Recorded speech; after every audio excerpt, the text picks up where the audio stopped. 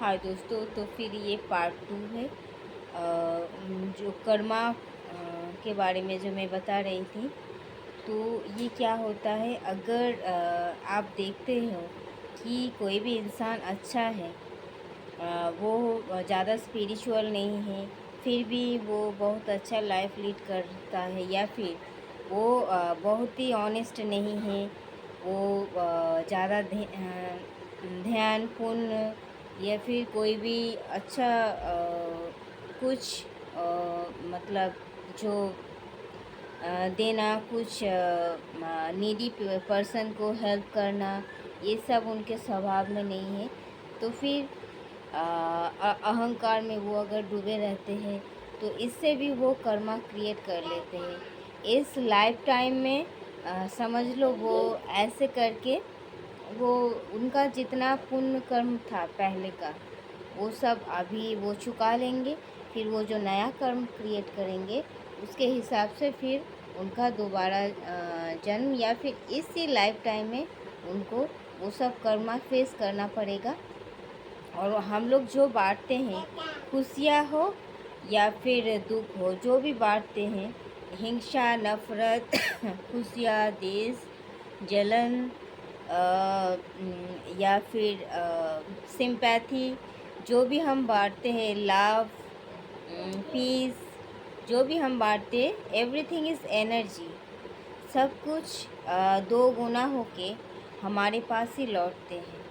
अगर हम किसी का वेल विशर है, अगर हम किसी के लिए दुआ करते हैं, तो फिर वो दुआ भी 2 गुना 3 गुना होके हमारे तरफ लौटते हैं।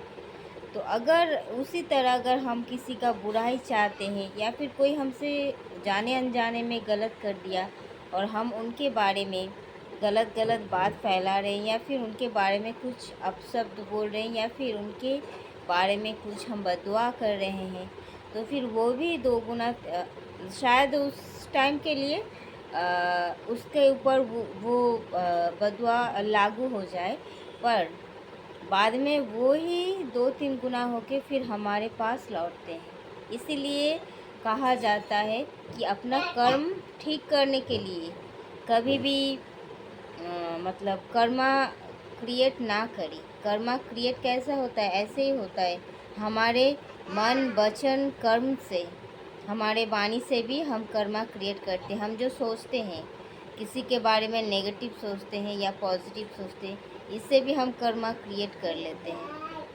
अगर हम कुछ किसी के बारे में कुछ कर भी नहीं रहे हैं, अगर किसी के बारे में हम क्रिटिसाइज़ कर रहे हैं, किसी का हम निंदा कर रहे हैं, उससे भी हम कर्मा क्रिएट करते हैं।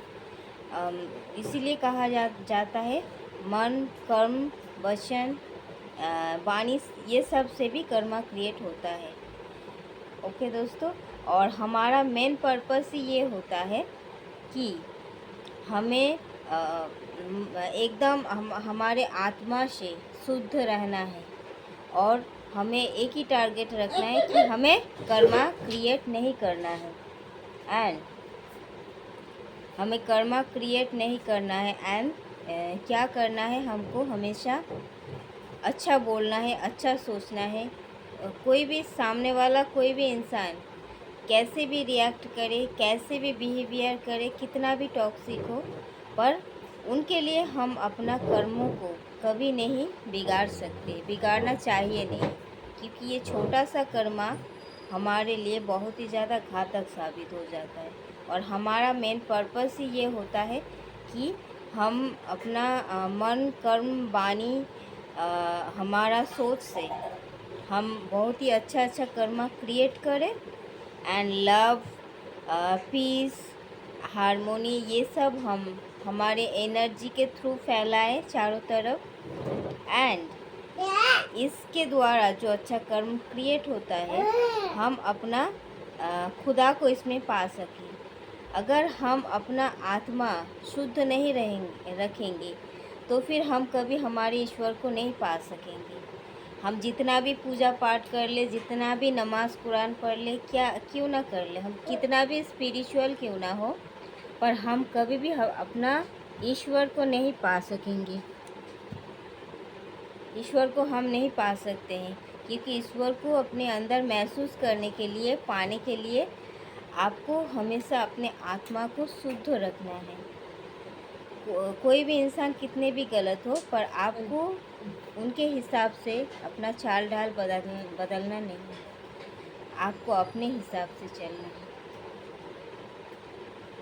आप जो ईश्वर को जो मानते हैं, जिस भी ईश्वर पे आप बिलीव करते हैं, उनका जो स्वभाव है, उनका जो सोच है, उनके तरह आपको सोचना है, उनके तरह आपको चलना है, उनके तरह आपको बोलना है, उनके तरह आपको खुद को ढालना है, तो ही आप उनको पा सकते हैं। और उनको पाने का मतलब क्या है? आप ज़िंदगी में सबसे बड़ा सुख पा लिए। आप अमीर फैमिली से बिलोंग करते हो या फिर गरीब फैमिली से बिलोंग करते हो, ये बात बड़ा नहीं है। आप अपने अंदर कितना पीसफुल हो, आपका आत्मा कितना खुश है, आपके अंदर ईश्वर वास करता है या नहीं, इसी से पता चलता है कि आपका लाइफ मतलब आप कितनी खुशकिस्मत हो, आप सच में कितना भाग्यशाली हो, इसके ऊपर डिपेंड करता है। क्योंकि आप देखोगे कि बहुत बड़ा बड़ा अरबपति भी खुश नहीं होता है, उनके पास सब कुछ रहता है पर मन का शांति नहीं रहता है, और मन का शांति होता है सबसे बड़ा धन। ये जिसके पास नहीं है, रातों का चैन का जो नींद होता है, जो सुकून होता है, वो हर किसी के पास नहीं है।